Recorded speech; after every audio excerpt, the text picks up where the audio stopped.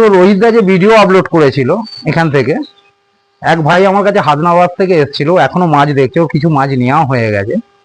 ভাই একটু এসো, তো ওর কিরকম কি লাগলো না লাগলো আর একটু ওর থেকেই জিজ্ঞেস করে নিই যে ওর কেমন লাগলো।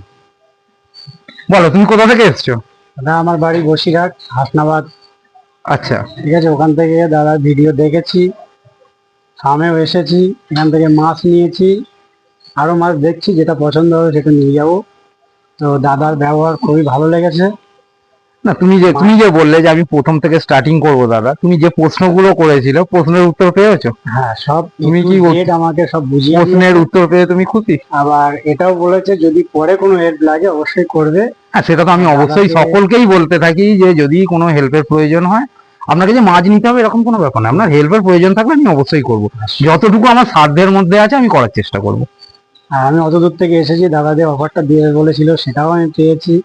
দাদার কাছে যেটা দাবি করেছি সেটা দিয়েছে। আপনারা সবাই এখানে আসবেন, মাছ দেখবেন, নিতে হবে না, দেখে চলে যাবেন, তাতেও দাদা খুশি।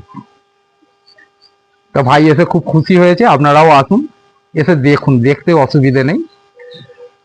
তো ভাইও খুব মাছগুলো খুশি। নিয়েছি এখান থেকে, নেক্সট টাইম এসে আরো মাছ নিয়ে যাবো, এগুলো তৈরি করবো। হ্যাঁ, এগুলো আগে তৈরি হোক, বেবি বড় হোক, তারপরে আমি ওকে নিতে বলেছি। আমি বলিনি যে একসঙ্গে তোমায় অনেক নিয়ে যেতে হবে, অল্প নিয়ে যাও, সেটা প্রোডাকশন করো, রেডি করো, তারপরে এসো।